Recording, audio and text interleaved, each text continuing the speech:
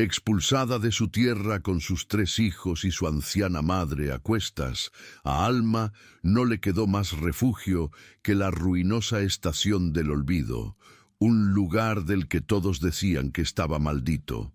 Forzada a vivir entre rieles oxidados y el eco de trenes fantasma, luchaba cada día por un trozo de pan, sin saber que la verdadera fortuna no estaba enterrada bajo tierra, sino oculta en el interior de un vagón de lujo sellado por décadas.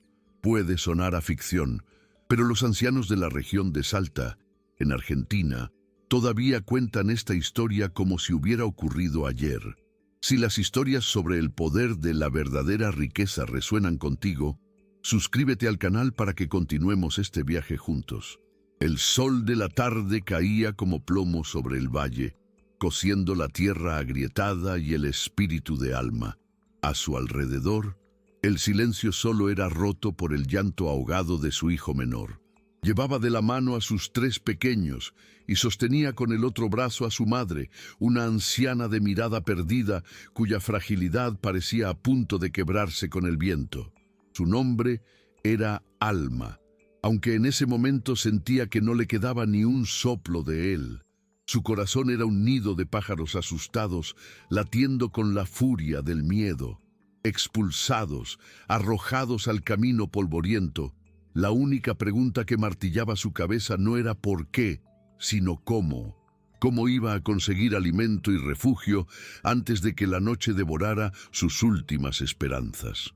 La sombra que los había arrojado a esa miseria tenía nombre: Don Genaro. El cacique del valle, un hombre cuya riqueza era tan vasta como su crueldad, era el antiguo patrón de su difunto esposo. Se había presentado esa misma mañana agitando un papel que hablaba de una deuda fraudulenta e impagable. Sus ojos, fríos como piedras de río, no mostraron compasión mientras sus hombres los echaban a la fuerza. Don Genaro no quería el dinero que supuestamente le debían, codiciaba la tierra. Su pequeño rancho era la última parcela que le impedía ser dueño absoluto del acceso al agua. Para conseguir su objetivo, estaba dispuesto a aplastar a una viuda, a 3 niños y a una anciana sin dudarlo un segundo. Caminaron sin rumbo fijo, siguiendo el camino que se convertía en una cicatriz polvorienta sobre la tierra. El sol, inclemente, les arrebataba las fuerzas. La madre de Alma, Elena, apenas podía seguir el paso, susurrando recuerdos de un tiempo más feliz que se sentían tan lejanos como las estrellas. Los niños, agotados y confundidos, habían dejado de preguntar a dónde iban. Su silencio era un peso adicional en el corazón de Alma. Fue entonces cuando, a lo lejos, vio un par de líneas de hierro que brillaban débilmente. Siguiéndolas con la mirada, divisó la silueta decrépita de una estación de tren, un esqueleto de madera que prometía, si no consuelo, al menos una tregua contra la intemperie. Llegaron al andén cuando las últimas luces del día teñían el cielo de naranja y púrpura. La estación estaba abandonada, un fantasma de una era de vapor y progreso que hacía mucho había olvidado aquel valle. El viento soplaba a través de las ventanas rotas, gimiendo una canción de soledad. Se derrumbaron sobre un banco de madera carcomida, el alivio de detenerse inundándolos como una lluvia fresca. A un lado, en una vía muerta cubierta por la maleza, descansaba un único vagón de carga, oxidado y cubierto de grafitis desvaídos. Para Alma, no era más que una pieza de chatarra, una sombra más en su creciente oscuridad. Por ahora, el techo del andén era suficiente, era un refugio. La noche cayó sin piedad, trayendo consigo un frío que se aferraba a los huesos. Alma acurrucó a sus hijos, intentando compartir el poco calor que le quedaba, cubriéndolos con su propio rebozo raído. El hambre roía sus estómagos, un dolor sordo que competía con el de su corazón. Su madre, Elena, tiritaba a su lado, con la mirada fija en el vagón solitario. «Tu padre trabajó en estos trenes», susurró de repente, su voz como el crujido de hojas secas. Decía que cada vagón guardaba una historia. Algunos llevaban grano, otros ganado, y otros, los sueños de los hombres que se marchaban. Alma apenas la escuchó. Las historias no podían llenar los estómagos vacíos ni abrigar los cuerpos ateridos. La única realidad era el aullido del viento y la creciente desesperación. El viento, que antes gemía, ahora rugía con furia, arrastrando nubes oscuras que ocultaron las estrellas y prometían una tormenta. Unas gotas heladas comenzaron a golpear las tejas rotas del andén, salpicándolos. El más pequeño de sus hijos tosió, un sonido frágil que fue como una puñalada para Alma. Fue entonces cuando su mirada se clavó en el vagón. Ya no era chatarra, era un refugio, una caja de metal que podría protegerlos de la ira de la noche. Con una resolución nacida de la necesidad, se levantó y se acercó a la mole de hierro oxidado. La puerta corredera estaba atascada por el tiempo y el abandono. Alma empujó con todas sus fuerzas, sus músculos protestando, hasta que con un chirrido agónico, el pesado cerrojo cedió. La puerta se deslizó unos centímetros, liberando un olor a metal viejo y a encierro, y abriendo un portal a la más completa oscuridad. Con la ayuda de su madre, guió a los niños al interior del vagón. La oscuridad era absoluta, densa y fría, pero al menos los protegía del viento cortante y la lluvia inminente. El rugido de la tormenta se atenuó, convirtiéndose en un murmullo sordo que hacía vibrar el suelo metálico bajo sus pies. Rebuscando en el pequeño bolso que llevaba, sus dedos encontraron un viejo encendedor de su esposo, casi sin combustible. Consiguió que la pequeña llama parpadeara, revelando un espacio vacío salvo por unas cuantas cajas de madera rotas en un rincón y una gruesa capa de polvo que cubría todo. Era un ataúd de metal, pero era suyo por esa noche. Pero Elena no miraba el vacío. Su mano temblorosa se posó sobre la pared de madera del vagón, sus nudillos rozando la veta gastada. «Aquí es», murmuró con una extraña certeza en la voz. «Huele a él, a su trabajo, a su sudor». Alma la miró sin comprender, la llama del encendedor a punto de extinguirse. «¿De qué hablas, mamá?» «Tu padre», continuó Elena, sus ojos fijos en el suelo de tablas polvorientas. «Él siempre decía que la verdadera carga no es la que se ve. Dijo que un hombre previsor siempre guarda algo para el invierno más crudo. Bajo la tercera tabla, Elena, me dijo una vez, contando desde la puerta, es nuestro seguro contra los lobos». El escepticismo luchó contra la desesperación en el rostro de Alma, pero la mención de los lobos le recordó a don Genaro. Usando un trozo de hierro suelto que encontró junto a las cajas, hizo palanca en el borde de la tercera tabla. La madera, vieja y reseca, crujió, se resistió y finalmente cedió con un chasquido sordo. Debajo, en el hueco oscuro, no había tierra, sino un bulto envuelto en lona encerada. Con manos temblorosas, Alma lo sacó y desató el nudo. Dentro, protegido del tiempo y la humedad, había una pequeña caja de hojalata. Al abrirla, la débil llama del encendedor se reflejó en el brillo opaco de monedas de oro y en un fajo de billetes viejos, sujetos con una cinta.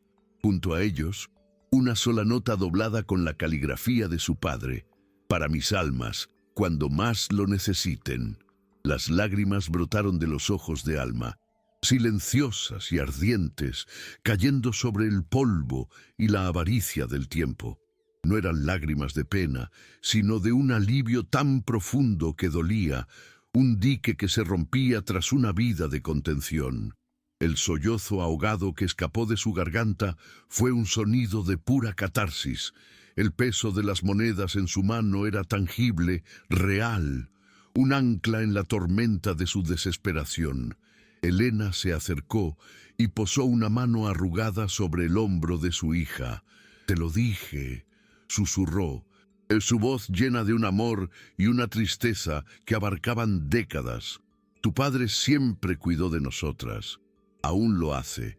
Los niños contagiados por la súbita descarga de emoción, se acurrucaron contra su madre, sin comprender el valor del oro, pero sintiendo el cambio sísmico en el aire. La desesperación había cedido, y en su lugar, frágil pero tenaz, comenzaba a brotar la semilla de la esperanza. Tras el primer torrente de emociones, una lucidez fría se apoderó de Alma. El miedo no se había ido, simplemente se había transformado en una cautela afilada. Esta fortuna era su salvación, pero también podía ser su condena si don Genaro llegaba a saber de ella. Con un cuidado casi reverencial, volvió a guardar los billetes y las monedas en la caja, cerró la tapa y la envolvió en la lona encerada. La deslizó de nuevo en su escondite y colocó la tabla de madera sobre ella, esparciendo polvo para disimular las marcas. Su mirada se encontró con la de su madre en la penumbra, un pacto silencioso sellado entre ellas. «Al amanecer, nos vamos», dijo Alma, su voz ya no un lamento, sino un susurro de acero. «Iremos a la siguiente ciudad. Tomaremos el primer tren que nos aleje de este valle para siempre. Empezaremos de nuevo, donde su nombre no signifique nada». Por primera vez en mucho tiempo, el futuro no era un abismo oscuro, sino un camino por descubrir. La tormenta rugió durante horas, pero dentro del vagón, su furia se había convertido en un arrullo distante. El frío seguía calando, pero ya no era el frío de la muerte, sino el de la espera. Alma no durmió. Permaneció sentada en la oscuridad, con el peso invisible de la fortuna bajo sus pies, anclándola a la realidad, mientras sus hijos, por primera vez en muchas horas, dormían un sueño tranquilo, acunados por la falsa seguridad del metal y el calor genuino del cuerpo de su madre. Escuchaba la respiración acompasada de Elena a su lado, una mujer que parecía haber envejecido una década en un día y rejuvenecido otra en una sola noche. El hambre era todavía un animal vivo en sus entrañas, pero ahora era un dolor soportable, un simple preludio del primer pan que comprarían, un pan que sabría a libertad. El amanecer se coló por las grietas del vagón como dedos de plata, borrando la oscuridad y revelando el mundo lavado por la lluvia. El aire era fresco y olía a tierra mojada. Alma se puso en pie, sus movimientos silenciosos y deliberados. Despertó a su madre y a sus hijos con una suavidad que desmentía la urgencia que ardía en su pecho. Antes de salir, su mirada se detuvo un instante en la tercera tabla del suelo, un último reconocimiento al fantasma de su esposo y al legado que les había salvado. Al deslizar la pesada puerta, la luz del alba los recibió. El valle se extendía ante ellos, el mismo que los había despreciado, pero ahora lo veían con otros ojos. No eran los de una víctima, sino los de un superviviente. Sin mirar atrás, Alma tomó de nuevo la mano de sus hijos y ayudó a su madre a bajar del vagón, iniciando la larga caminata hacia el camino principal, hacia el este, hacia el sol naciente que prometía un nuevo comienzo. El camino era un lodazal, una trampa de barro pegajoso que intentaba aferrarse a sus pobres zapatos y a sus esperanzas. Avanzaban en una fila silenciosa, una pequeña procesión de fantasmas huyendo del amanecer. Alma iba delante, abriendo paso, con la mirada fija en el horizonte donde la línea oscura de la carretera principal prometía un escape. Ya no la movía la desesperación, sino una determinación helada. Cada paso era un acto de rebelión contra don Genaro, contra el destino que él había intentado escribir para ellos. Los niños, sintiendo la gravedad del momento, caminaban sin quejarse, sus pequeñas manos aferradas unas a otras. La promesa de un desayuno caliente que Alma les había susurrado era un faro más poderoso que el sol que ahora despuntaba sobre las colinas. Llevaban casi una hora caminando, con el valle abriéndose a su espalda, cuando Elena, con el oído aguzado por los años de alerta, se detuvo en seco y agarró el brazo de Alma. «Espera», siseó. Alma se quedó inmóvil, escuchando. Al principio solo oyó el viento y el latido de su propio corazón, pero luego lo percibió. Un galope lejano pero inconfundible.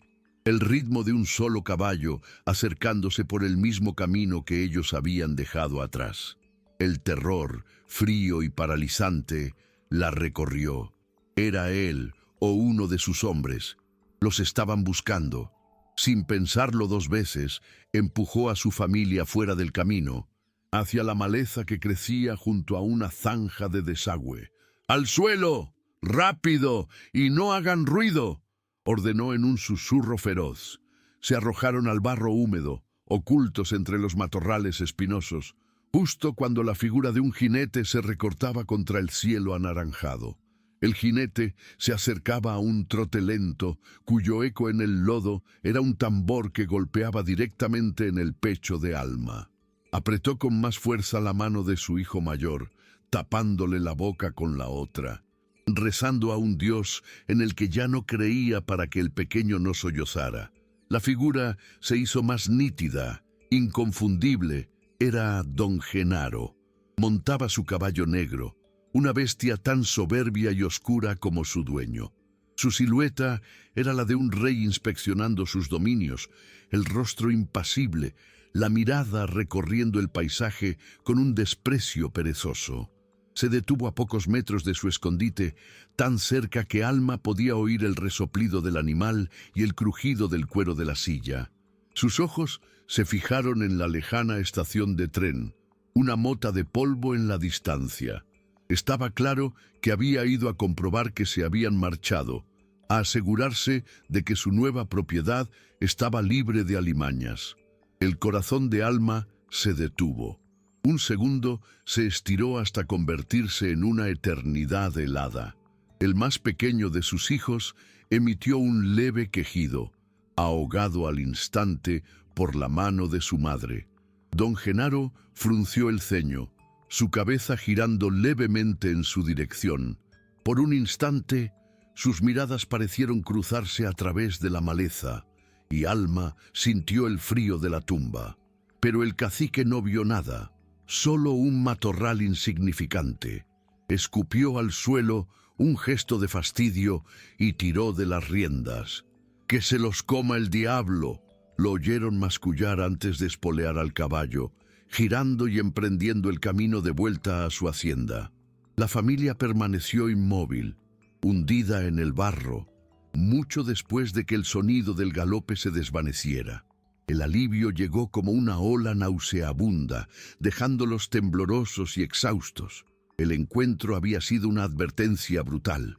No bastaba con huir, debían desaparecer, convertirse en fantasmas, porque el lobo, ahora lo sabían con certeza, tenía el olfato agudo y no dudaría en darles caza si encontraba su rastro. Se quedaron inmóviles hasta que el frío del barro se hizo más insoportable que el miedo. Fue Alma la primera en moverse, irguiéndose como un animal herido que se niega a morir. Estaba cubierta de lodo y espinas, pero en sus ojos había una llama dura y brillante. Sin una palabra, ayudó a su madre a ponerse en pie y luego limpió con la manga de su blusa las caras sucias y asustadas de sus hijos. El terror los había soldado en un bloque de silencio. Ya no había dudas ni preguntas, solo la necesidad primordial de seguir adelante. Reanudaron la marcha, chapoteando en el lodo con una urgencia renovada. El encuentro no los había quebrado, los había templado. Cada paso era ahora más firme, cada mirada al frente más decidida. Cuando por fin sus pies tocaron la dura y sucia cinta de asfalto de la carretera principal, fue como llegar a la orilla de un río que prometía llevarlos a un mundo nuevo, lejos de los lobos y de la tierra que los había traicionado. Se ocultaron tras unos arbustos al borde del camino, una familia de espectros esperando un milagro. El sol subía, calentando sus ropas húmedas, y el hambre volvía a morder con fuerza.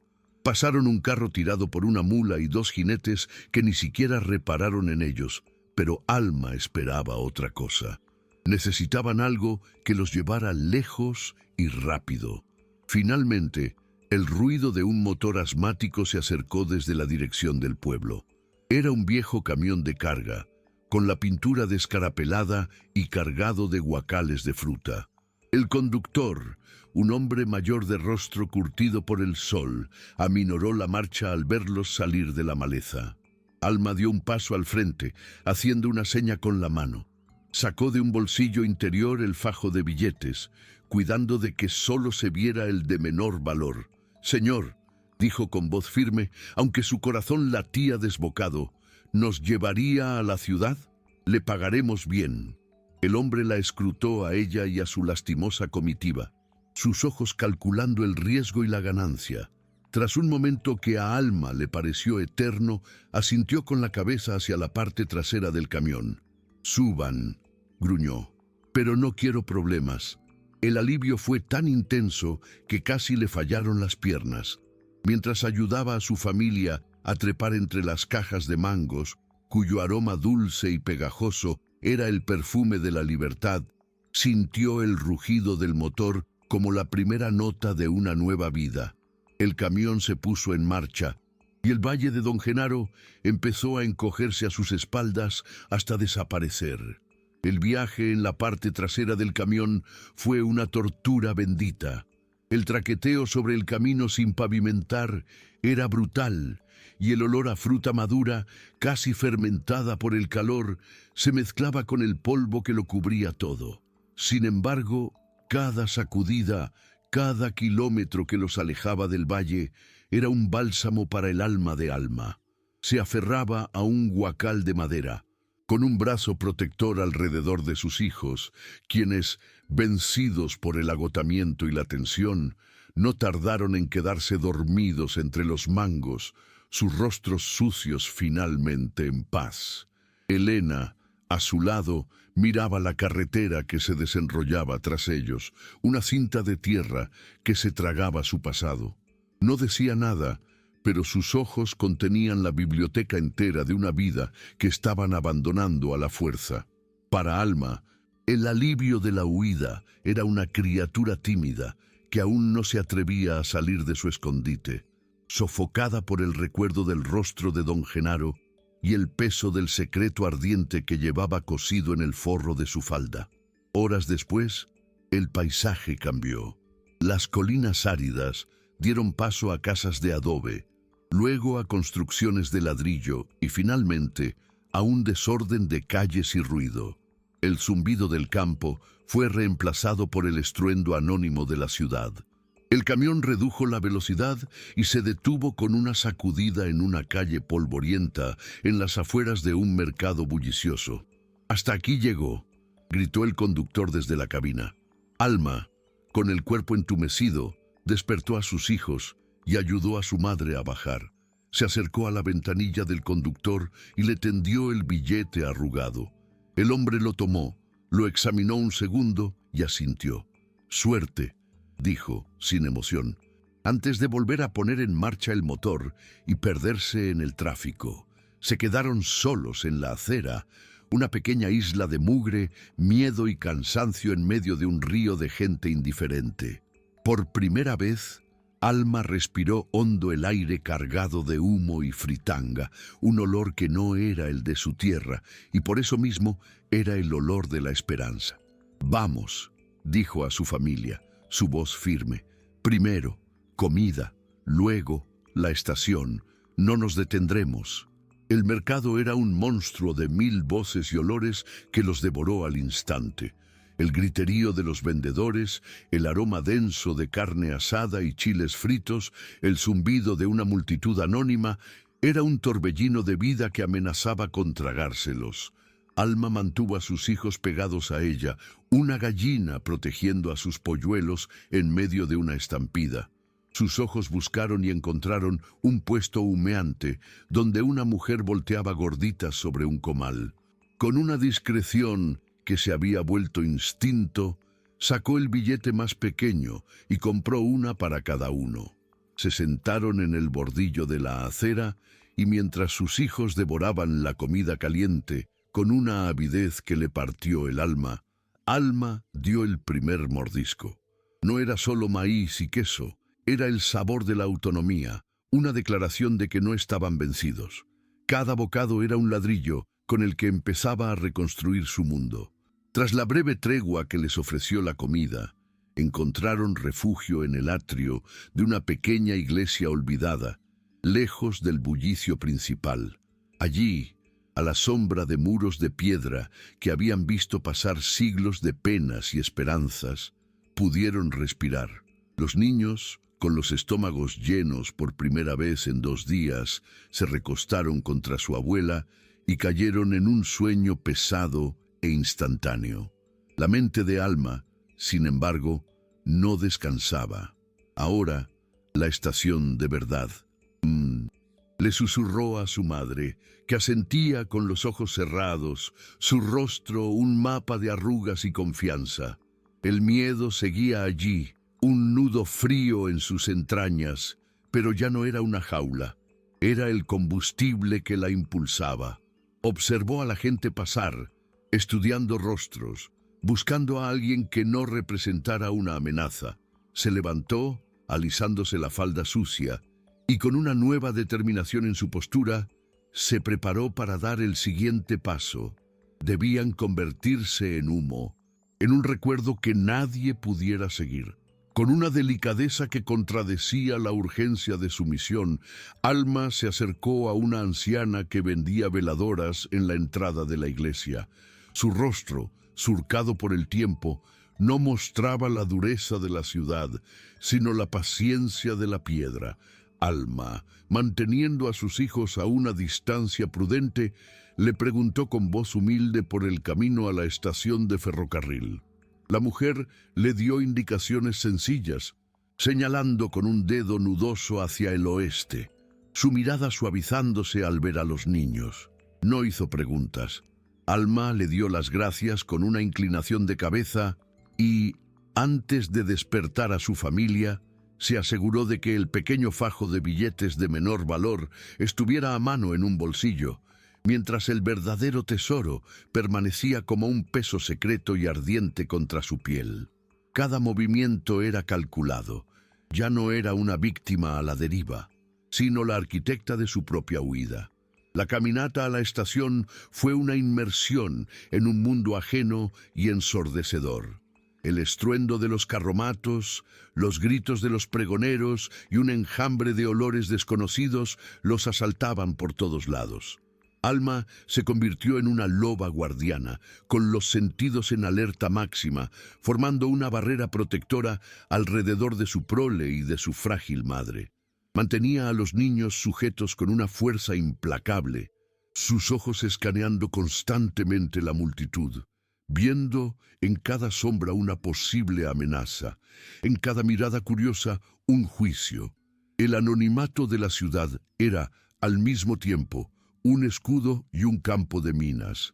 Finalmente, tras lo que pareció una eternidad de calles polvorientas, la vieron. Una estructura imponente de ladrillo y hierro ennegrecido por el hollín. El silbato de un tren rasgó el aire, un sonido agudo y poderoso que no evocaba la soledad de la vía muerta, sino la promesa de un movimiento imparable. Frente a ellos, la entrada principal era una boca enorme que se tragaba y escupía gente, un portal hacia cualquier lugar que no fuera el pasado. Tomando una respiración profunda que supo a hollín y a prisa, Alma empujó a su familia a través de la entrada, sumergiéndose en la caverna bulliciosa. El interior de la estación era un mundo en sí mismo, un caos organizado de vapor, gritos y el estruendo metálico de las ruedas sobre las vías. El eco de miles de conversaciones se mezclaba bajo el altísimo techo de hierro y cristal, por donde la luz del sol se filtraba en haces polvorientos. La multitud era un río humano que amenazaba con separarlos. Alma apretó con más fuerza la mano de su madre y formó una cadena con sus hijos, convirtiéndose en el ancla de su pequeña y frágil embarcación en medio de la tempestad. Sus ojos no se detuvieron en la grandiosidad del reloj que presidía la sala, ni en los mosaicos del suelo, sino que buscaron, con la desesperación de un náufrago, un único cartel: Taquillas. Tras abrirse paso a empujones a través de la marea de cuerpos, llegaron a una larga fila frente a una ventanilla enrejada. La espera fue una tortura silenciosa, un tiempo en el que Alma se sintió terriblemente expuesta bajo las luces amarillentas. Cuando finalmente llegó su turno, se enfrentó a un hombre de bigote ralo y mirada aburrida que ni siquiera levantó la vista. ¿A dónde?, preguntó con voz monótona. El corazón de Alma martilleó contra sus costillas. No conocía nombres, solo direcciones. El primer tren que salga hacia el norte, dijo. Su voz apenas un susurro. El que vaya más lejos. El hombre levantó una ceja, tecleó algo en una máquina y anunció una cifra que le pareció astronómica. Con manos que intentaba que no temblaran, Alma sacó uno de los billetes viejos del fajo que su padre había dejado. El hombre lo tomó, lo observó un segundo a contraluz y sin más comentarios le devolvió el cambio y 4 trozos de cartón. Alma los agarró como si fueran la escritura de su nueva vida. Eran 4 boletos de tercera clase para un tren con destino a una ciudad cuyo nombre nunca había oído. Eran su salvación. Con los boletos en la mano, un tesoro más preciado que el oro que llevaba oculto, Alma guió a su familia a través del laberinto humano hacia el andén indicado. Encontraron un rincón relativamente tranquilo al final de la plataforma, junto a unas sacas de correo, y se acurrucaron en un banco de hierro frío. El tiempo se estiró, cada minuto una cuerda tensa a punto de romperse. Alma no se permitió descansar.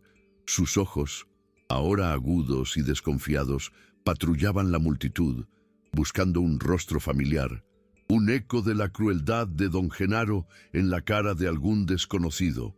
El miedo era un veneno que corría por sus venas, la paranoia una fiebre que no cedía.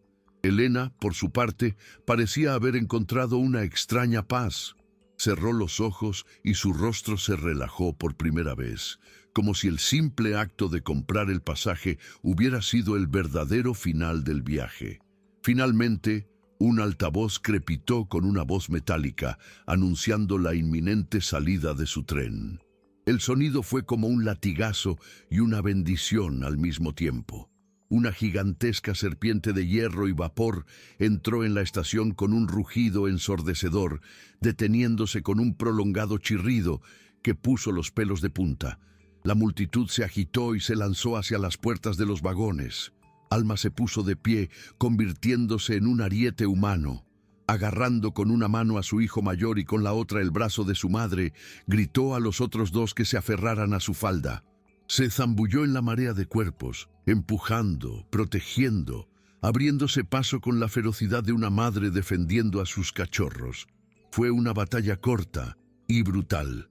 Consiguió subir a su madre y luego a los niños, uno por uno, al vagón de tercera clase, un espacio atestado que olía a sudor, tabaco y ansiedad. Finalmente, subió ella, y la puerta se cerró a sus espaldas con un golpe metálico y definitivo. Cayeron sobre un banco de madera astillada, jadeando, apretados unos contra otros. A través de la ventana sucia, Alma vio el andén abarrotado, un mundo del que ya no formaban parte. Estaban dentro, estaban a salvo. Un brusco tirón sacudió el vagón, seguido por el lamento prolongado del silbato de vapor. Lentamente, con la pereza de un gigante que despierta, las ruedas comenzaron a girar. Alma contuvo el aliento, sus nudillos blancos por la fuerza con que se aferraba al borde del asiento. El andén se deslizó hacia atrás. Las caras de la multitud se convirtieron en manchas borrosas, y luego solo quedó el laberinto de vías que se bifurcaban hacia destinos desconocidos. Fue un corte limpio, físico, con el mundo que los había escupido. Solo entonces se permitió exhalar. Un suspiro tembloroso que liberó una tensión que no sabía que estaba conteniendo. A su lado, Elena abrió los ojos y le dedicó una leve sonrisa cansada. Una aprobación silenciosa que lo decía todo. La tormenta había pasado. Ahora navegaban en aguas nuevas y profundas. El tren abandonó los suburbios de la ciudad y se adentró en el campo abierto, adquiriendo una velocidad constante y un ritmo hipnótico. El traqueteo de las ruedas sobre las uniones de los rieles se convirtió en un mantra constante. Lejos, seguros, lejos, seguros. Por primera vez, Alma apartó la vista de la puerta y de los otros pasajeros para mirar a su propia familia. Sus hijos, exhaustos, dormían un sueño profundo, ajenos al movimiento, acurrucados unos con otros como una camada de cachorros. Su madre, con la cabeza apoyada en la vibrante madera del vagón, parecía por fin descansar de verdad. El peso del oro y los billetes bajo su falda ya no era solo la evidencia de una huida, sino el cimiento de una vida por construir. El nombre del destino en su boleto era solo una palabra sin rostro, un punto en un mapa. Su verdadero destino era ese pequeño círculo de calor y respiraciones acompasadas que la rodeaba. Por ellos, se convertiría en lo que fuera necesario: fantasma, arquitecta o fortaleza. El paisaje se transformó en una mancha veloz de verdes y ocres a través de la sucia ventanilla.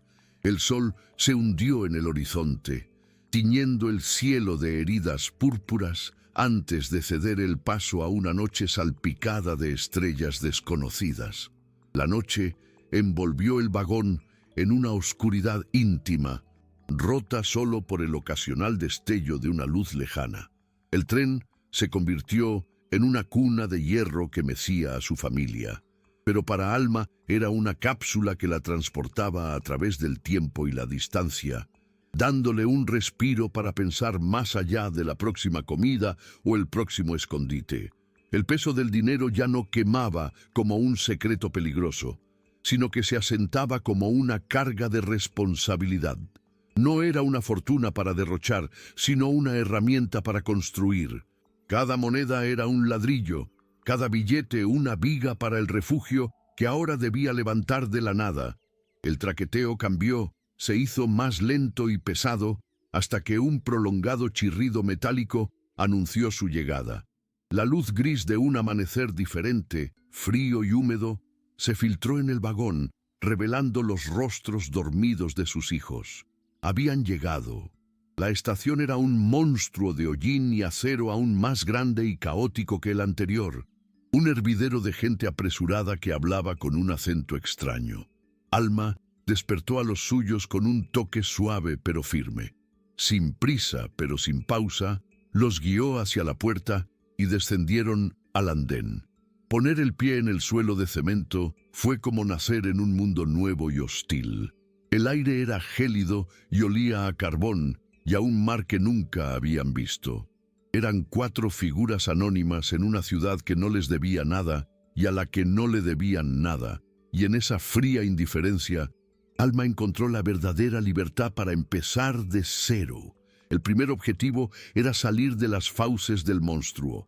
La estación era un torbellino de peligros y miradas, y Alma sabía que su vulnerabilidad era un olor que atraía a los depredadores. Necesitaban un techo, 4 paredes y una puerta con cerrojo, un lugar donde pudieran bajar la guardia, aunque solo fuera por unas horas. Con una calma que la sorprendió a sí misma, se acercó a un cargador de rostro curtido que apilaba bultos en un diablito. Con voz queda, le preguntó por una fonda o una casa de huéspedes, limpia, barata y discreta.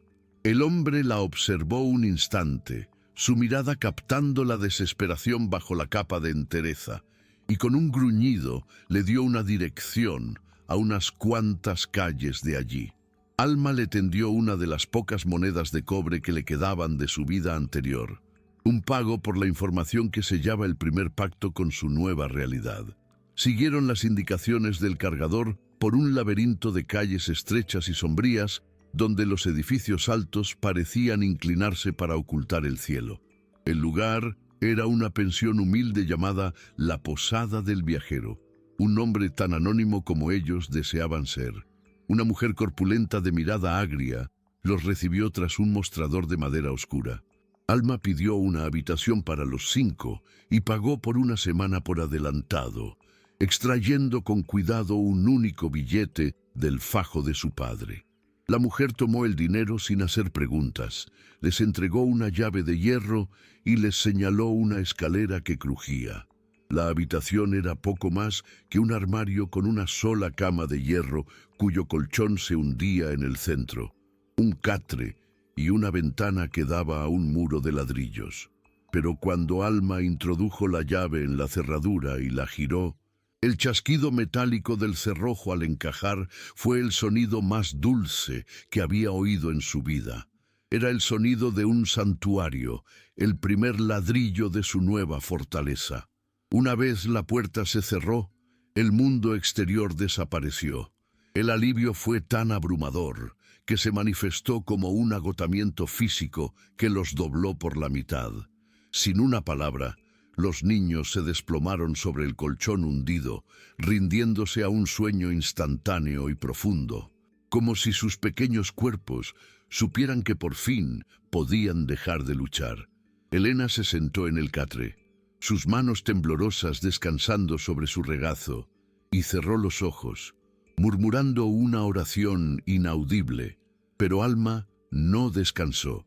Permaneció de pie en medio de la minúscula habitación, escuchando el latido sordo de la ciudad más allá del muro de ladrillos. El olor a humedad y a vidas ajenas impregnaba el aire, pero para ella era el perfume de la seguridad. Su mirada recorrió a sus hijos, acurrucados en un ovillo de extremidades sucias, y a su madre, cuyo rostro parecía haberse suavizado en el reposo. Un sollozo seco se atoró en su garganta. Habían sobrevivido. Estaban rotos, sucios y despojados de todo lo que conocían, pero estaban juntos y a salvo. Por esa noche, el sórdido cuarto no era una jaula, sino el nido que había conseguido arrancarles a las garras del mundo. El primer sueño en la posada fue largo y sin pesadillas. Fue Alma la primera en despertar, mucho antes de que la escasa luz del amanecer se atreviera a entrar por la sucia ventana. Su primer pensamiento no fue para el hambre ni para el cansancio, sino para el tesoro que llevaba cosido a su ropa. Con la precisión de un cirujano, descosió con cuidado el forro de su falda y extrajo la caja de hojalata y el fajo de billetes. Ya no eran fugitivos, ahora debían ser invisibles. La primera regla era no llamar la atención. Eso significaba borrar las huellas del camino, la ropa raída, el polvo incrustado en la piel, el aire de desesperación. Después de esconder la mayor parte de la fortuna bajo una tabla suelta del suelo, una lección aprendida de su padre, que ahora era un instinto, guardó unos cuantos billetes en su bolso. «Mamá», susurró despertando suavemente a Elena. «Hoy nos lavaremos el pasado de encima. Compraremos ropa nueva, la más sencilla que encontremos. Y luego, comeremos una comida caliente sentados a una mesa. Nadie debe saber de dónde venimos. A partir de hoy no tenemos historia». Salieron de la posada como criaturas recién nacidas, parpadeando bajo un sol que ya no parecía un enemigo. Guiados por la determinación de Alma, se adentraron en el laberinto de un mercado de ropa usada. Allí, entre montañas de prendas que guardaban los fantasmas de otras vidas, Alma eligió con un cuidado metódico telas resistentes, colores discretos, nada que contara una historia o atrajera una mirada. De vuelta en la habitación, el acto de lavarse en la palangana común fue un bautismo. El agua fría se llevaba el barro, el sudor y el miedo, dejando al descubierto una piel pálida y vulnerable. Al vestirse con la ropa nueva, se miraron unos a otros como si fueran extraños. Ya no eran los despojos de don Genaro, eran una familia anónima, un lienzo en blanco. Alma hizo un bulto con los harapos viejos, los últimos vestigios de su humillación, y sin mirar atrás, los arrojó al brasero comunitario del patio, observando cómo las llamas consumían su pasado hasta convertirlo en cenizas. Limpios y transformados, caminaron por la ciudad con una nueva postura. Ya no se encogían, ya no huían. Encontraron una pequeña cocina económica, un lugar humilde que olía a caldo de pollo y a tortillas recién hechas. Se sentaron a una mesa de madera, un acto de una normalidad tan abrumadora que a Elena se le llenaron los ojos de lágrimas. Alma pidió 5 platos de sopa caliente y observó en silencio mientras su familia comía. El sonido de las cucharas contra los platos era la única música. Vio cómo el color volvía a las mejillas de sus hijos, cómo la tensión abandonaba los hombros de su madre con cada cucharada. No era solo comida, era dignidad. Era la primera piedra de su nueva vida. Mientras el calor del caldo le recorría el cuerpo, el cerebro de Alma, ya libre del pánico inmediato, comenzó a trabajar. Huir había sido el primer paso. Ahora venía lo difícil: echar raíces en un suelo de cemento, encontrar un oficio, conseguir una escuela para los niños. El tesoro bajo el suelo de la posada no era el final del camino, sino la herramienta para empezar a construirlo. Los días siguientes se asentaron en una rutina de cautela y observación. Por las mañanas, mientras su madre cuidaba a los niños en la seguridad de la habitación, Alma salía a las calles no como una fugitiva, sino como una exploradora en territorio enemigo. Su objetivo era aprender el lenguaje de la ciudad, el ritmo de los tranvías, el clamor de las fábricas en la distancia, el flujo y reflujo de los trabajadores. Se detenía en las plazas, no para descansar, sino para escuchar, para descifrar las conversaciones y entender qué oficios daban de comer a la gente común. Descubrió que la ciudad demandaba brazos y espaldas fuertes, y Alma, aunque magullada por dentro, poseía ambas cosas. Se fijó en las lavanderías, nubes de vapor que escapaban de sótanos, donde mujeres de brazos enrojecidos luchaban contra la suciedad ajena. Vio las costureras, encorvadas sobre sus máquinas en talleres mal iluminados. Eran trabajos duros, anónimos y agotadores. Eran perfectos. Una tarde, tras identificar un taller de costura que parecía contratar a destajo y sin hacer demasiadas preguntas, Alma regresó a la posada con un plan tomando forma en su mente. Encontró a su madre contándoles un cuento a los niños en susurros, una historia de zorros astutos y pájaros valientes que era un eco de su propia odisea. Esa noche, con la ciudad murmurando al otro lado de la ventana, Alma tomó una decisión. No tocaría el oro. Las monedas eran el cimiento, el último recurso contra un desastre total. Usaría los billetes, con una frugalidad casi dolorosa, para alquilar una máquina de coser de segunda mano y comprar telas. No buscaría empleo, crearía el suyo. «Coseremos, mamá», le dijo a Elena en la penumbra. «Repararemos ropa para los trabajadores. Aquí nadie tiene tiempo, y a todo se le rompe un botón o se le desgarra una manga. No haremos una fortuna, pero ganaremos nuestro pan. Y el pan que se gana con las propias manos no deja rastro». Elena asintió, su mirada fija en las manos de su hija, unas manos que habían enterrado a un esposo y ahora se disponían a tejer un futuro. Al día siguiente, la teoría se convirtió en un objeto pesado y metálico. Alma, con una determinación que la hacía parecer más alta, se adentró en el dédalo de calles que rodeaban el mercado de pulgas. Encontró una casa de empeños, un lugar oscuro que olía a historias olvidadas.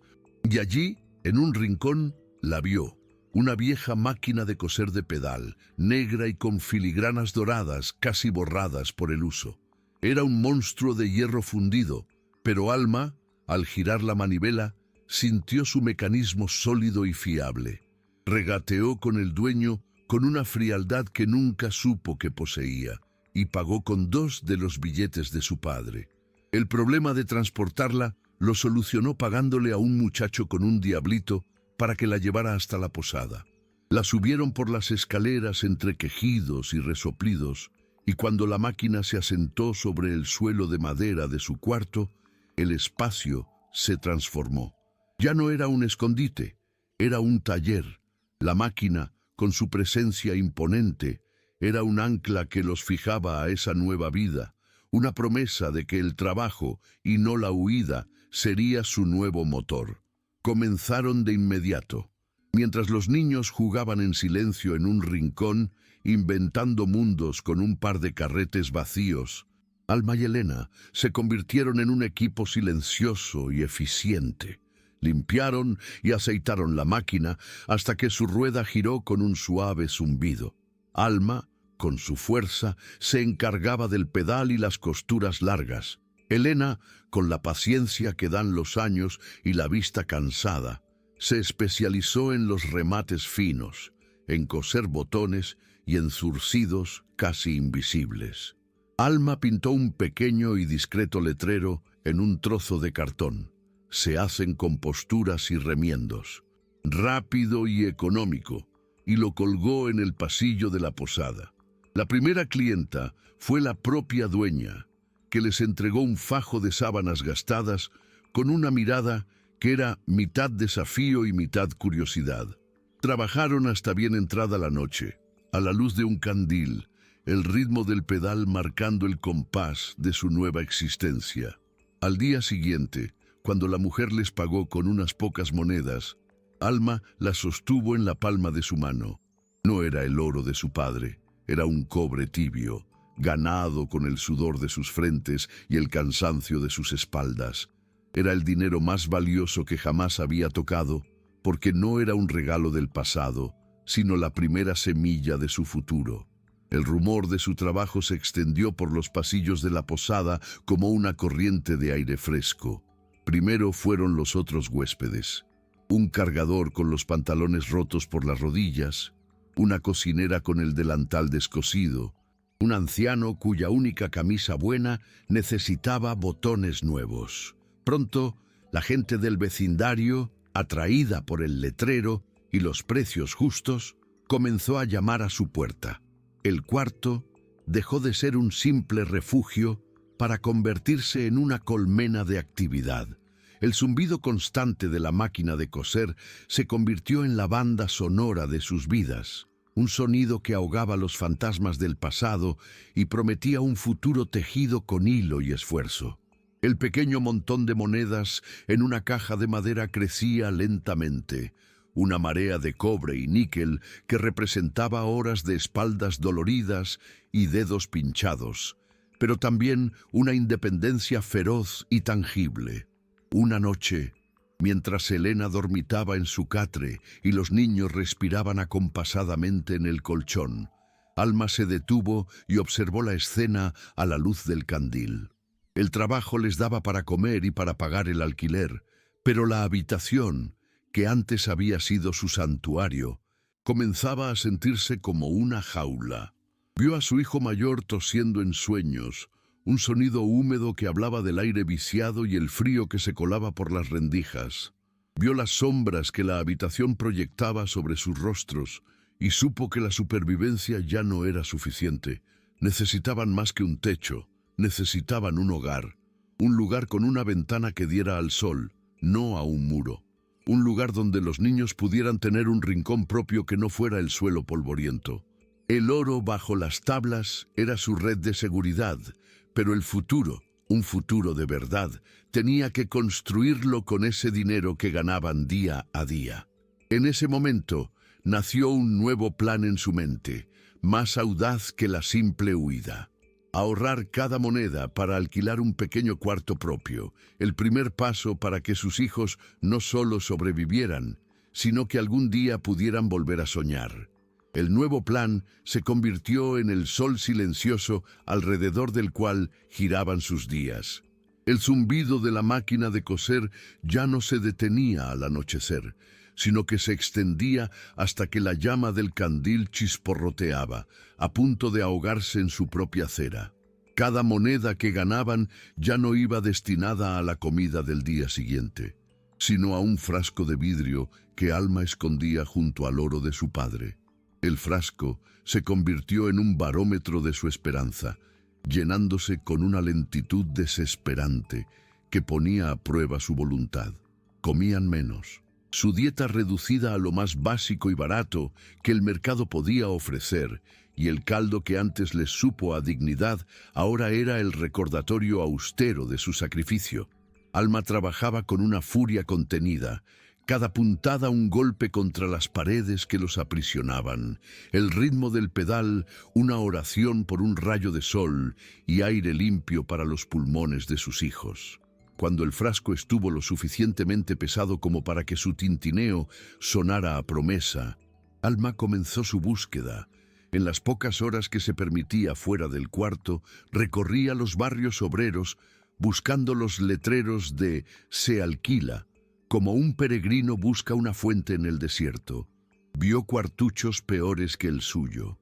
Vio la avaricia en los ojos de caseros que la medían de arriba a abajo, juzgando su pobreza. Aprendió a mentir con la mirada baja y la voz firme, inventando un marido ausente que trabajaba en los campos y enviaba dinero cuando podía. Finalmente, en una calle lateral, encontró una vecindad construida alrededor de un patio comunal, un caos de tendederos y risas infantiles. La portera, una mujer cuya cara parecía tallada en madera de mezquite, le mostró dos pequeñas habitaciones en el segundo piso. Estaban vacías y olían a cal, pero una de ellas tenía una ventana grande que daba al patio, inundando el espacio con la luz dorada de la tarde. El precio era un puñal, casi todo lo que habían ahorrado, pero al ver esa luz, Alma supo que había encontrado el lugar. Aquella ventana no era solo un hueco en la pared, era una salida. Con la decisión ya grabada en su ser como una marca de fuego, Alma cerró el trato con la portera. Vació el frasco de vidrio sobre el mostrador, contando la montaña de monedas con una solemnidad que transformó el acto miserable en una ceremonia sagrada. La portera las barrió con una mano callosa sin cambiar de expresión, pero en sus ojos hubo un destello de algo parecido al respeto antes de entregarle una llave de hierro pesada y fría. La mudanza fue una procesión silenciosa y breve. No necesitaron carretas ni ayuda. Entre ella y Elena cargaron la máquina de coser, su ancla y su altar, subiendo los escalones con el aliento contenido y los músculos en tensión. Los niños la siguieron llevando cada uno un pequeño bulto con su ropa, sus únicos tesoros terrenales.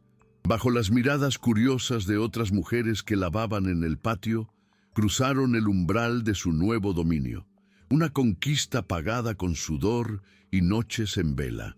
Al cerrar la puerta, el clamor del patio se convirtió en un murmullo distante. El mundo exterior se atenuó, dejándolos en la paz de su propio espacio. No había muebles, solo el eco de sus propios pasos sobre las baldosas desnudas y el olor a cal fresca que prometía un borrón y cuenta nueva. Pero la habitación principal estaba inundada por una luz limpia y dorada que entraba a raudales por la ventana. Los niños, liberados de la penumbra perpetua de la posada, corrieron hacia el rectángulo de sol como si fuera una fogata en una noche helada. Sus risas resonando por primera vez en semanas sin miedo a ser acalladas. Elena se acercó a la ventana, apoyó una mano en el alféizar y respiró hondo. Un suspiro que pareció liberar el último vestigio del polvo del camino. Alma colocó la máquina de coser en el centro de la habitación, como un rey colocando su trono en una sala recién conquistada. No era un palacio, era un santuario de cal y luz. Era un lienzo en blanco, y por primera vez desde que huyeron, Alma sintió que tenía en sus manos el pincel para empezar a pintarlo. La luz de la ventana se convirtió en el reloj y el calendario de sus vidas. Marcaba el inicio del trabajo con su llegada y el final con su partida. Los primeros días fueron una danza de improvisación y necesidad. Con unas pocas monedas compraron petates para dormir y unas cajas de madera que, cubiertas con un retal, se convirtieron en mesa y sillas. La máquina de coser, instalada junto a la ventana, era el verdadero corazón del hogar.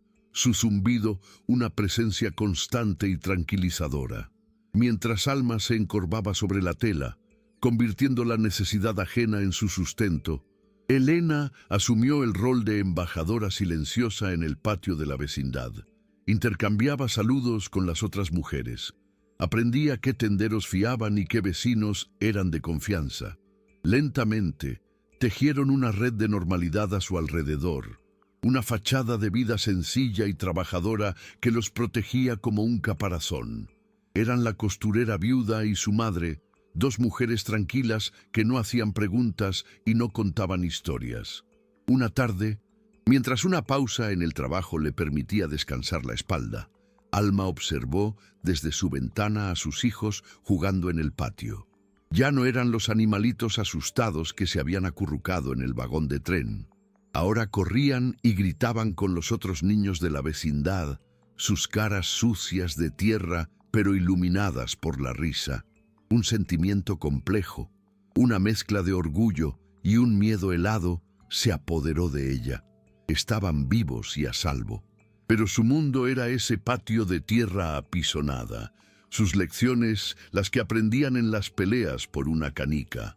Vio a su hijo mayor con su mirada curiosa e inteligente, imitando las rudas maneras de los muchachos mayores, y supo que el pan y el techo no eran suficientes.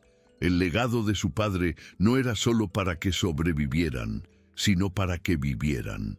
La idea, que hasta entonces había sido un susurro, se convirtió en un grito en su mente.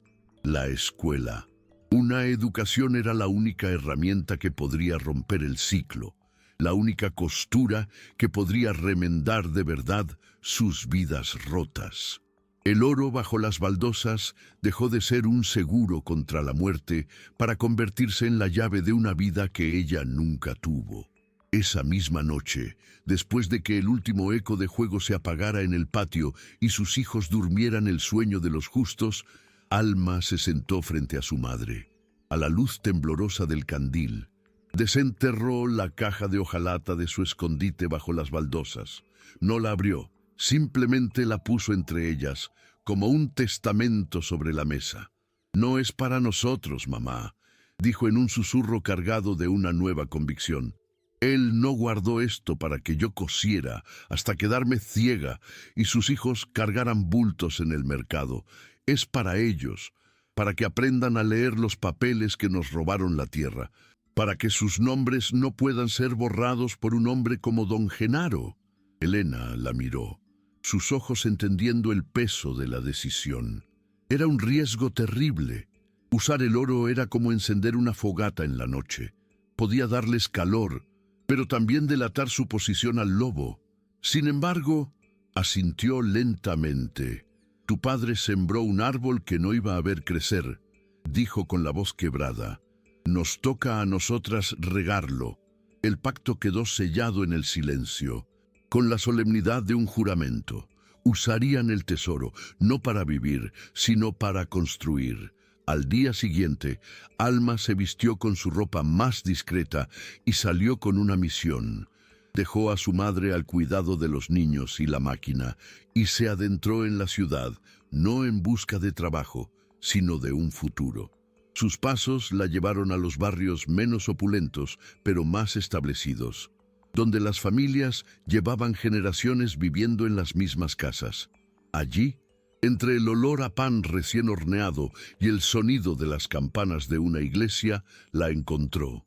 Una modesta escuela parroquial, un edificio de ladrillo con un patio polvoriento del que escapaban los gritos de una lección de aritmética. Durante horas, Alma observó desde la acera de enfrente un fantasma estudiando un mundo al que no pertenecía. Vio a una monja de rostro severo, pero ojos pacientes, enseñando a los niños a formar letras en una pizarra. Vio cómo los pequeños salían al recreo, sus uniformes remendados, un espejo de su propia lucha. Cada risa, cada regaño, era una punzada de anhelo. Sabía que acercarse a esa puerta, pedir un lugar para sus hijos sin papeles y sin historia, era enfrentarse a un umbral infinitamente más intimidante que cualquier estación de tren o ciudad desconocida. Era pedirle al mundo que les hiciera un sitio, y no sabía si estaba preparada para el rechazo. Durante días, la acera de enfrente fue su trinchera, y la puerta de la escuela, su fortaleza enemiga. El miedo era una pared de cristal invisible que la separaba de ese futuro que anhelaba para sus hijos. Cada mañana se obligaba a caminar hasta allí, a observar, a memorizar los rostros de los niños y de los maestros, torturándose con una posibilidad que parecía inalcanzable. Lo que la hizo cruzar la calle no fue un arrebato de valentía, sino el sonido de la campana que anunciaba el fin de las clases. Vio a los niños salir en tropel, con sus mochilas y sus gritos, y en uno de ellos, que tropezó y se raspó la rodilla, vio el rostro de su propio hijo. En ese instante, la pared de cristal se hizo añicos. Se alisó la falda con manos temblorosas, tomó una respiración que supo a polvo y a decisión, y cruzó la calle. Cada paso sobre el empedrado era un martillazo contra sus dudas, forjando una mentira que era casi una verdad. Era una viuda, sí, y su esposo había dejado un pequeño ahorro para la educación de sus hijos. Era la única historia que podía contar. Empujó la pesada puerta de madera y entró en un silencio que olía a cera de piso, a tiza y a papel viejo. El bullicio del mundo se quedó atrás. Siguiendo la voz de un niño que recitaba una tabla de multiplicar, encontró una pequeña oficina. Detrás de un escritorio de madera oscura estaba la monja de rostro severo, a quien ahora identificó como la Madre Superiora. Levantó la vista de sus papeles, sus ojos pequeños y penetrantes la examinaron de pies a cabeza en un segundo que duró una eternidad. Con la garganta seca, Alma expuso su petición, su voz más firme de lo que se sentía. «Vengo a preguntar si habría lugar para mis hijos». No. La monja frunció el ceño. «La inscripción es costosa y requiere documentos». El rechazo era una puerta cerrándose en su cara, pero Alma estaba preparada. De un pequeño bolsillo cosido en el interior de su blusa, sacó una sola moneda de oro y la puso sobre el escritorio pulido. El brillo opaco captó la luz de la tarde. «No pido limosna, madre. Vengo a pagar por su futuro. Es lo único que me dejó mi difunto esposo». La monja se quedó inmóvil, su mirada yendo de la moneda al rostro de Alma, una expresión indescifrable en sus facciones. El silencio que se instaló en la habitación fue más pesado que cualquier pared, y Alma contuvo el aliento, sabiendo que en la siguiente palabra de esa mujer se jugaba todo su destino. La Madre Superiora no movió un músculo. Su rostro permaneció impasible, una máscara de disciplina, pero sus ojos, fijos en la moneda, delataron una sorpresa profunda. Lentamente, con la punta de los dedos, la deslizó hacia ella y la levantó. La pesó en la palma de su mano, sintiendo la densidad de una verdad que contradecía la apariencia miserable de la mujer que tenía delante. Sus ojos se alzaron de nuevo, pero esta vez no se detuvieron en la ropa de Alma, sino en sus manos, en las yemas de los dedos, marcadas por las agujas y las palmas callosas del trabajo. «El conocimiento no se compra, señora, se gana», dijo la monja. Su voz no era dura, sino una simple declaración de principios. Alma sostuvo su mirada, el miedo retrocediendo ante una oleada de coraje maternal. «Entonces déjelos que se lo ganen. Yo solo estoy pagando por las herramientas y por el techo bajo el que aprenderán a usarlas». Hubo otro largo silencio, en el que la monja pareció sopesar no solo el oro, sino el espíritu inquebrantable que se lo ofrecía. Finalmente, deslizó la moneda en un cajón de su escritorio. «Sus hijos pueden empezar el lunes. Se les exigirá el mismo respeto y la misma aplicación que a todos los demás. Esta moneda cubrirá el primer año. Del resto se ocupará la providencia y sus manos». El chasquido del cajón al cerrarse fue para Alma el sonido más hermoso del mundo. El eco de una puerta que se abría de par en par salió de la oficina flotando, con las piernas débiles por el alivio y el corazón latiendo con una fuerza renovada. El aire del patio de la escuela, que antes le había parecido ajeno y hostil, ahora olía a esperanza. Los gritos de los niños ya no eran un recordatorio de lo que sus hijos no tenían, sino una promesa de lo que tendrían. Esa noche, la noticia fue recibida en el pequeño cuarto no con una celebración ruidosa, sino con el silencio sagrado de un milagro. Elena tomó las manos de su hija, esas manos que habían hecho palanca en una tumba de metal y ahora abrían las puertas de una escuela, y las besó, sus lágrimas cayendo sobre los callos de Alma. Los días siguientes fueron un torbellino de preparativos que eran una celebración en sí mismos. Con el dinero ganado con las costuras, compraron cuadernos, lápices y 3 uniformes de segunda mano que Alma y Elena remendaron y lavaron hasta dejarlos impecables. El lunes por la mañana los llevó de la mano, los 3 con sus camisas almidonadas y sus ojos enormes de asombro y miedo. En la puerta de la escuela, se arrodilló para mirarles a los ojos. «Aprendan todo lo que puedan», les susurró. «Aprendan para que nadie vuelva a engañarlos nunca». Verlos desaparecer tras aquella puerta, una pequeña procesión de futuros inciertos, fue el acto más doloroso y más liberador de su vida. Había soltado su mano, pero les había dado el mundo. El camino de regreso fue un viaje a través de un mundo transformado. Las mismas calles ruidosas, los mismos rostros anónimos, pero Alma los atravesó envuelta en una burbuja de silencio. El cuarto, al volver, la golpeó con una quietud que nunca antes había tenido. Sin las risas contenidas ni las pequeñas disputas de sus hijos, el espacio que tanto le había costado ganar se sentía vasto y desolado. Elena, que la esperaba con una taza de café humeante, comprendió sin necesidad de palabras. No hubo lágrimas, solo una nueva solemnidad que se instaló entre ellas. Alma se sentó frente a la máquina de coser, su altar de hierro, y sin decir nada, reanudó su trabajo. El zumbido del pedal llenó el vacío, cada puntada un acto de fe, cada metro de tela un peldaño más en la escalera que acababa de construir para sus hijos. Ya no cosía solo para sobrevivir, ahora cosía para sostener un sueño.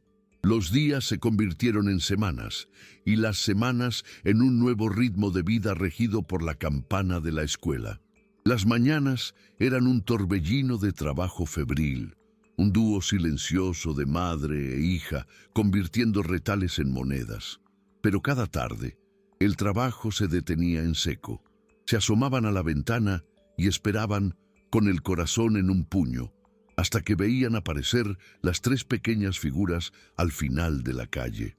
Regresaban con los zapatos polvorientos y los ojos brillantes, trayendo consigo fragmentos de un universo nuevo, una palabra recién aprendida, el nombre de un río lejano, una canción.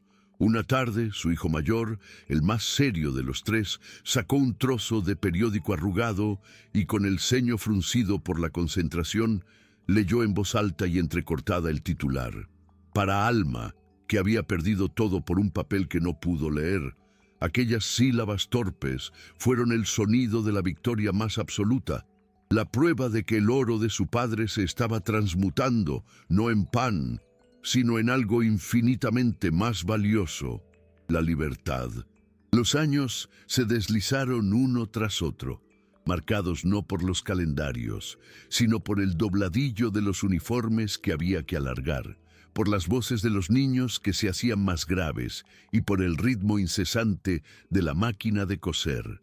La pequeña habitación en la vecindad se convirtió en un hogar lleno de los sonidos del progreso. El rasguido de los lápices sobre el papel por la noche, el murmullo de Elena leyendo en voz alta y el zumbido de la aguja de Alma, que se había ganado una reputación callada pero sólida en el barrio. Ya no era la mujer asustada de la posada, sino doña Alma, la costurera a la que se le confiaban desde los vestidos de primera comunión hasta los trajes de los muertos. El oro seguía bajo las baldosas, un dragón dormido que rara vez despertaban, pues el orgullo de Alma residía en las monedas de cobre y níquel ganadas con su propio esfuerzo, un tesoro que crecía con una lentitud honesta y agotadora. Habían logrado algo más frágil y precioso que la seguridad. Habían construido una normalidad. Esa normalidad se hizo añicos en una tarde gris de otoño. Elena, cuyos ojos cansados a menudo repasaban las noticias locales en un periódico que otro vecino desechaba, emitió un sonido ahogado, un quejido que cortó el aire. Alma levantó la vista del vestido en el que trabajaba y vio a su madre pálida como la cera, con un dedo tembloroso apuntando a una pequeña nota en la sección de sociales. No era una noticia importante, apenas una mención de un hacendado de una provincia lejana que había hecho una generosa donación a un partido político. Pero el nombre impreso en tinta barata saltó de la página y golpeó a Alma como una bofetada. Don Genaro. El artículo lo describía como un pilar de su comunidad, un hombre de progreso que había limpiado y unificado el valle para el bien de todos. El periódico, que había sido el símbolo de su liberación, se convirtió en el mensajero de su pasado. El frío glacial que recorrió a Alma no era el recuerdo del miedo, sino la certeza de que el mundo era más pequeño de lo que había creído. El lobo no los había olvidado. Su poder simplemente había crecido hasta el punto de que su nombre era ahora digno de ser impreso. Aquella noche, el zumbido de la máquina de coser cayó. El silencio en el cuarto era denso y pesado, cargado con el veneno de un nombre.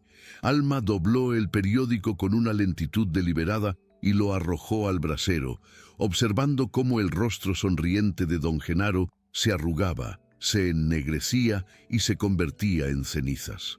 El gesto no trajo alivio, solo una confirmación helada de que el pasado no se podía quemar. «No huiremos otra vez, mamá», dijo Alma en la penumbra. Su voz era un susurro de acero. «Ya no somos fantasmas a la deriva. Tenemos un lugar, tenemos un nombre, aunque sea uno que inventamos. Huir ahora sería admitir que él sigue siendo nuestro dueño». Elena asintió. Su rostro era una máscara de preocupación. «Pero, ¿y si nos busca? ¿Y si su poder llega hasta aquí?» Alma se acercó a la ventana y miró hacia el patio oscuro. Ahora un territorio que defender. Entonces nos encontrará diferentes. Ya no somos la viuda desamparada y la anciana frágil. Somos las costureras. Somos las madres de niños que leen. El miedo ya no nos hará correr, nos hará más listas.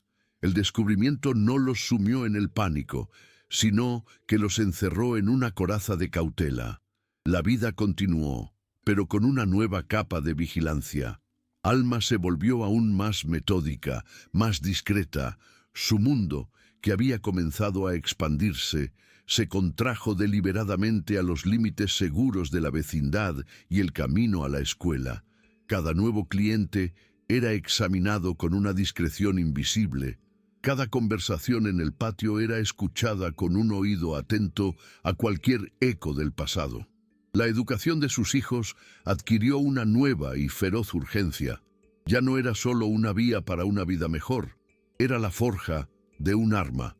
Las lecciones de historia, de leyes, de números, eran municiones que ellos acumulaban para un enemigo que no conocían, pero cuya sombra ahora se proyectaba sobre sus vidas.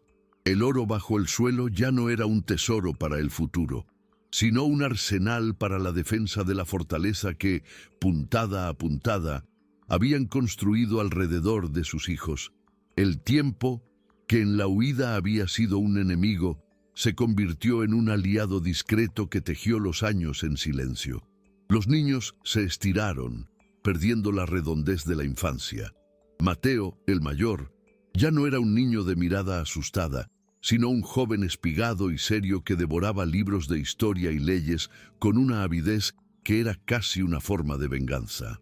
En la escuela se había ganado el apodo de el abogado por su facilidad para argumentar y su memoria para los detalles. Sus hermanos, aunque con talentos distintos, seguían su estela de dedicación. Alma seguía siendo la costurera, el ancla inamovible de sus vidas. Su cuarto era un santuario de trabajo y estudio, donde el zumbido de la máquina se mezclaba por las noches con el murmullo de las lecciones. Elena, ahora encorvada por los años y una tos persistente, observaba la transformación desde su rincón, viendo florecer en sus nietos el árbol que su esposo había plantado en la oscuridad de un vagón olvidado.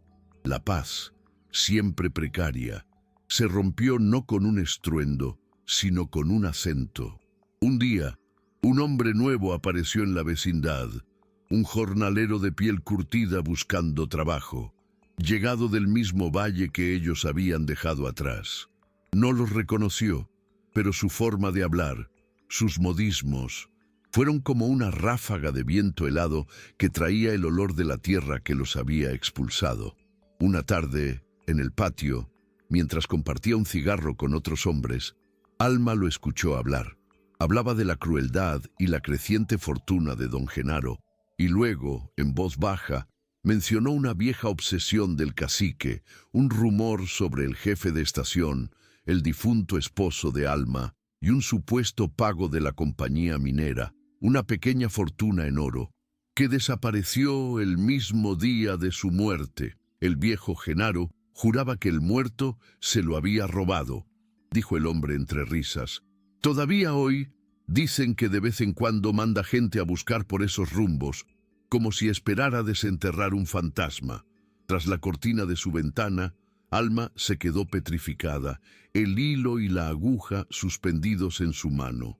En ese instante comprendió, no huían solo de la pobreza, huían con el botín que el lobo siempre había creído suyo. La revelación no la paralizó, la galvanizó. Esa noche, el zumbido de la máquina de coser fue más feroz que nunca, un sonido de guerra en la quietud del cuarto. Una vez los niños durmieron, Alma se sentó frente a su madre, con los ojos ardiendo con una luz fría y dura en la penumbra. El oro no era un regalo, mamá, era el dinero de la mina, susurró, su voz despojada de todo temor. Genaro no solo nos quitó la tierra, creyó que nos habíamos llevado lo que era suyo por derecho de conquista, por eso nos buscaba. No busca a una viuda, busca a una ladrona. Elena se llevó una mano al pecho, el aire escapando de sus pulmones. El miedo era palpable en sus ojos, pero la mirada que dirigió a sus nietos dormidos estaba endurecida por una década de supervivencia. Entonces, cada moneda que gastamos es un rastro, musitó. No, replicó Alma con una certeza absoluta. Cada moneda que invertimos en ellos es una bala. La huida ha terminado. Ahora nos preparamos para la guerra. La historia de Alma nos enseña que, a partir de esa noche, algo cambió en la forma en que Alma se dirigía a Mateo. Las preguntas que le hacía sobre sus estudios se volvieron incisivas, específicas. Le presentaba recortes de periódicos sobre disputas de tierras, testamentos impugnados, deudas fraudulentas. ¿Qué dice la ley sobre un papel sin firma, Mateo? ¿Puede un hombre reclamar una tierra solo con su palabra? Lo que antes eran conversaciones sobre un futuro abstracto, ahora eran interrogatorios velados, lecciones de estrategia disfrazadas de deberes escolares. El joven, cuya inteligencia ya era afilada, empezó a conectar los puntos entre las preguntas de su madre y los fragmentos de historias que había oído sobre un valle lejano y un hombre cruel. Comprendió que su madre no le estaba pidiendo que resolviera acertijos, sino que le estaba entregando las piezas de un arma que él mismo debía aprender a ensamblar.